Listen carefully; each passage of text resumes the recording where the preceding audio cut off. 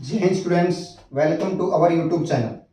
Electromagnetic wave की पिछली class में हमने डिस्कस किया था प्रॉपर्टीज ऑफ इलेक्ट्रोमैग्नेटिक वेव, और उन प्रॉपर्टीज में एक प्रॉपर्टी थी इलेक्ट्रोमैग्नेटिक वेव है transverse nature.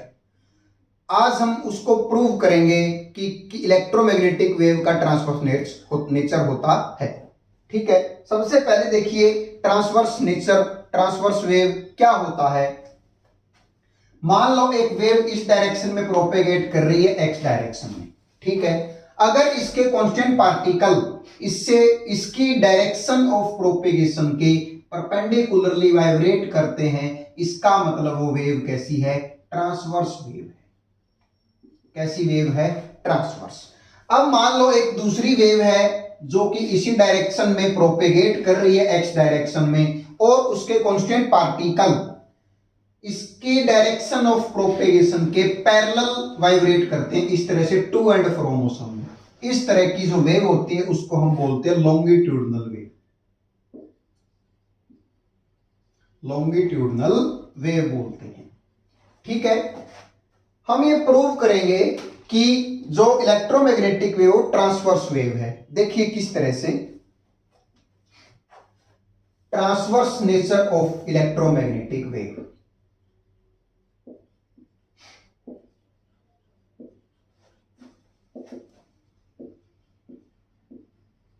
Electromagnetic wave. To establish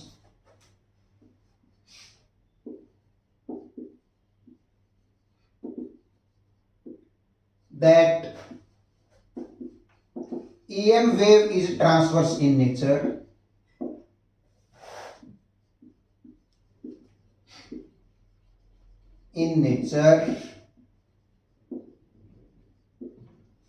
we have to prove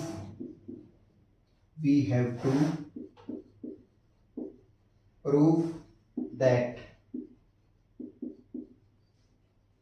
there is no electric field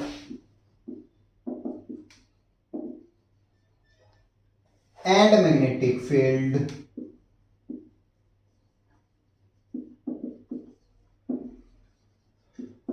in direction of propagation of wave.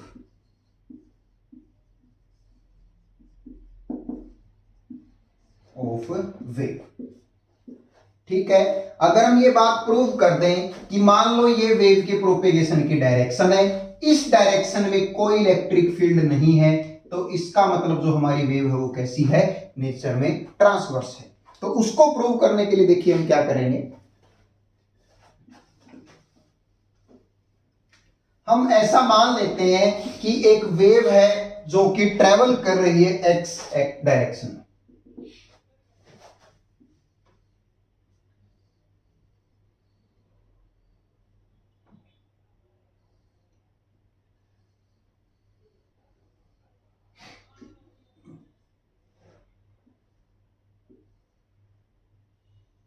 ठीक है, ये जेड एक्सिस हो गया,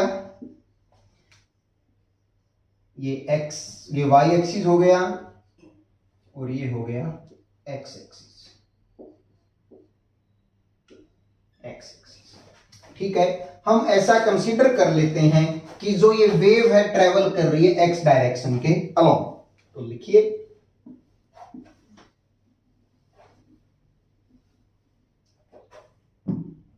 let us consider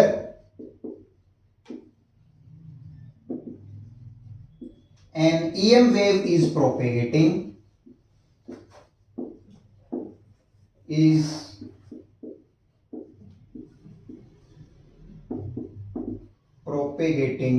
along x direction। x direction में एक EM wave propagate कर रही है। ठीक है, and we consider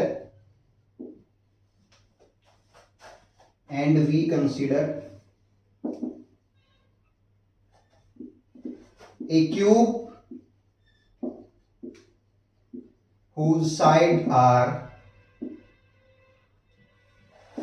along x, y and z coordinate।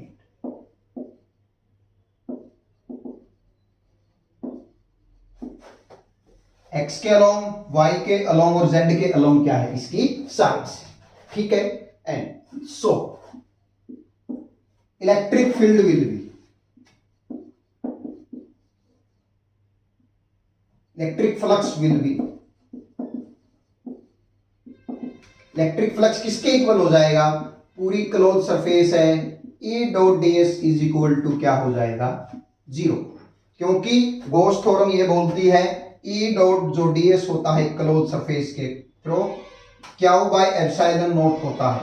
इस सरफेस ने, इस क्यूब ने कोई चार्ज एनक्लोज नहीं कर रखा, इसका मतलब चार्ज 0 है, तो ये फ्लक्स भी क्या हो जाएगा, 0 हो जाएगा। बिकॉज ऐसा क्यों है, because the cube does not enclose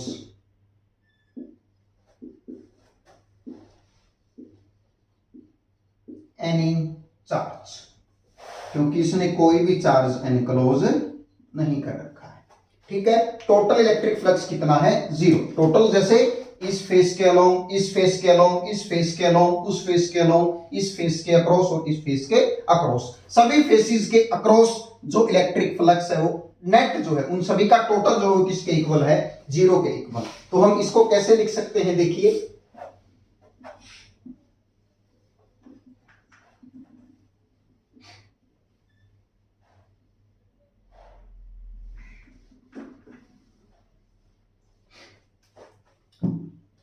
क्या है, E डॉट ds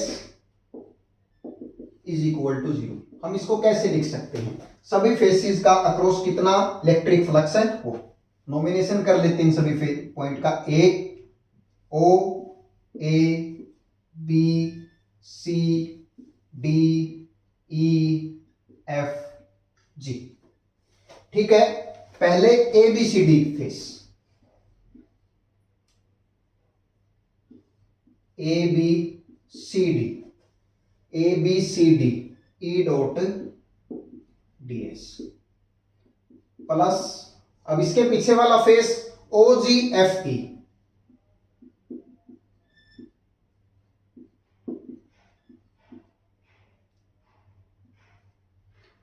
प्लस अब इस तरफ वाला एक्स एक्सिस के अलोंग जो फेस है वो क्या है, C F G B,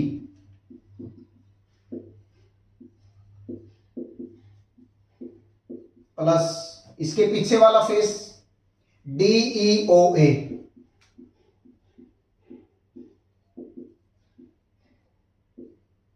plus ऊपर वाला face DE F C E dot ds, plus नीचे वाला face A B G O E dot ds। इन सभी फेसिस के क्रॉसेस जो फ्लक्स है उन सभी का सम किसके इक्वल आ रहा है, 0 के इक्वल आ रहा है। ठीक है, अब देखिए electric fields depend on x and t। जो इलेक्ट्रिक फील्ड है वो किसके ऊपर डिपेंड कर रहा है, x और t के ऊपर डिपेंड कर रहा है, x और टाइम के ऊपर। इस तरह से हम इक्वेशन लिखते हैं इलेक्ट्रिक फील्ड की, E नॉट साइन ओमेगा के x plus minus omega T. तो किस किस के ऊपर डिपेंड कर रहा है, x के ऊपर और दूसरा टाइम के ऊपर डिपेंड कर रहा है। ठीक है, so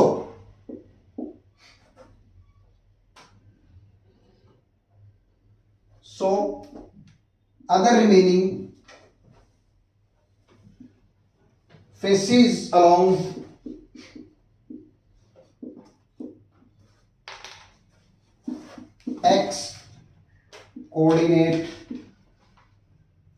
y coordinate and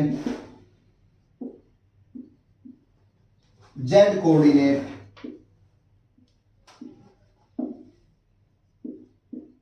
will not contribute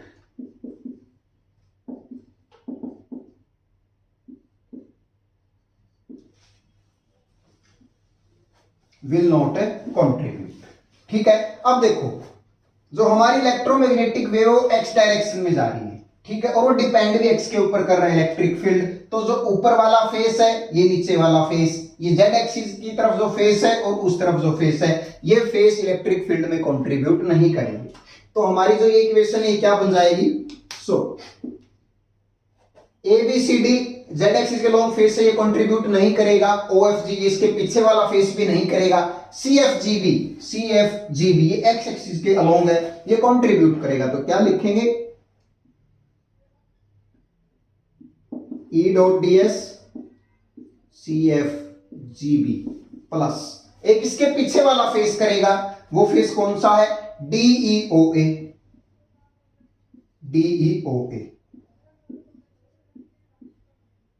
और ये किसके इक्वल हो जाएगा, 0 के इक्वल। ये वाला फेस भी नहीं करेगा और ये वाला फेस भी नहीं करेगा, क्योंकि ये y के अलग ऊपर वाला फेस है और ए बी जी ये नीचे वाला फेस है, ये भी कंट्रीब्यूट नहीं करेगा।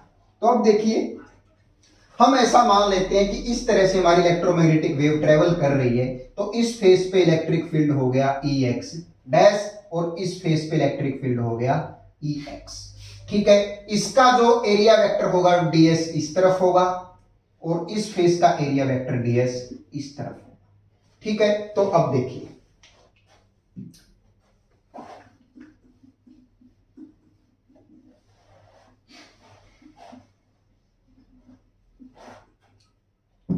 हाँ जी, और EX है, इस फेस के लॉन्ग EX है, तो और इनके बीच में थीटा कितने डिग्री हो जाएगा, 180 डिग्री, और कोस 180 डिग्री -1 होता है, तो ये हो जाएगा -EX ds प्लस, अब उन दोनों के बीच में थीटा देखो कितने डिग्री है, माइनस क्यों आया, क्योंकि जो फ्लक्स का फॉर्मूला होता है वो E डॉट ds होता है, इसको सोल्व करेंगे तो E ds कोस थीटा आएगा, और थीटा की वैल्यू इस केस में तो हो जाएगी पाई या 180 डिग्री, और इस केस में हो जाएगी 0 डिग्री, ठीक है। तो हमने थीटा हटा दिया, हमने सीधा लिख दिया। अब यहां पे कितना होगा, E dash x, theta 0 degree है तो सीधा ही किसके इक्वल हो जाएगा, ds के इक्वल हो जाएगा, ठीक है। इन दोनों का इंटीग्रेशन करेंगे, क्या आएगा, s आ जाएगा, -EXS प्लस में E dash XS is equal to 0, s common लेके उस तरफ चले जाएंगे तो क्या आएगा, -EX प्लस में EX dash is equal to 0। तो हमारे पास ये इक्वेशन आ गई। अब यहां से हमारे पास दो पॉसिबिलिटी होती हैं, क्या क्या देखिए, देयर आर टू पॉसिबिलिटीज,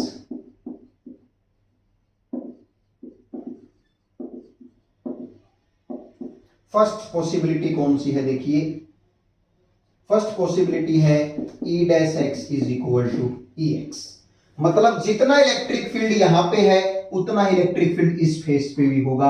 ऐसा पॉसिबल नहीं है, this is not possible.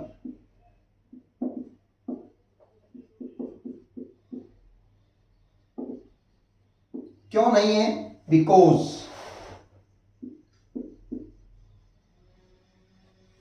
It is static electric field,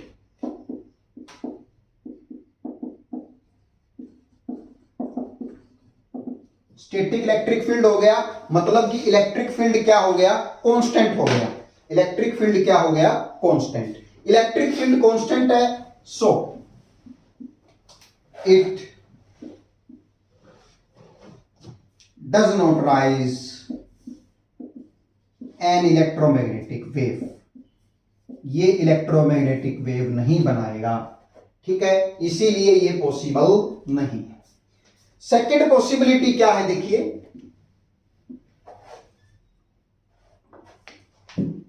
second possibility ये है EX is equal to E dash x, दोनों ही किसके इक्वल हो जाएं, 0 के इक्वल हो जाए, ठीक है। हाँ, ऐसा पॉसिबल है, it means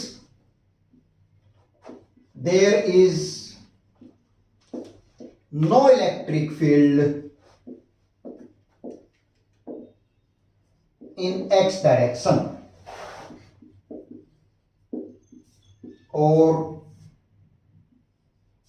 direction of wave propagation, wave propagation. ठीक है, मतलब कि इसका मतलब ये है कि अगर ये दोनों जीरो आ गए, Ex का मतलब है एक्स एक्सिस के अलावा इलेक्ट्रिक फील्ड, और ये भी इलेक्ट्रिक फील्ड एक्स एक्सिस के अलावा। अब अगर ये दोनों जीरो हैं तो इसका मतलब वेव एक्स एक्सिस में कोई इलेक्ट्रिक फील्ड नहीं है, और हमारी वेव किस डायरेक्शन में प्रोपेगेट कर रही है, ऐसा हमने माना था कि एक्स एक्सिस में हमारी वेव प्रोपेगेट कर रही है। इसका मतलब ऐसा है कि वेव प्रोपेगेशन की डायरेक्शन में कोई इलेक्ट्रिक फील्ड नहीं है। Means electric field is perpendicular to the direction of propagation of wave. Means electric field is perpendicular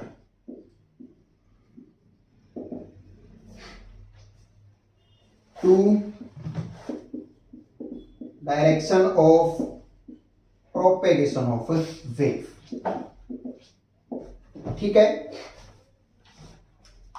तो यही बात हमने प्रूव करनी थी कि इलेक्ट्रिक फील्ड जो है वो वेव ऑफ प्रोपेगेशन के डायरेक्शन में नहीं है, उसके डायरेक्शन के परपेंडिकुलर है। एंड और इसी तरह का आर्ग्यूमेंट हम मैग्नेटिक फील्ड के साथ देके हम ये प्रूव कर सकते हैं कि इलेक्ट्रोमैग्नेटिक वेव का नेचर कैसा होता है, ट्रांसवर्स नेचर होता है, by giving same argument in case of magnetic field,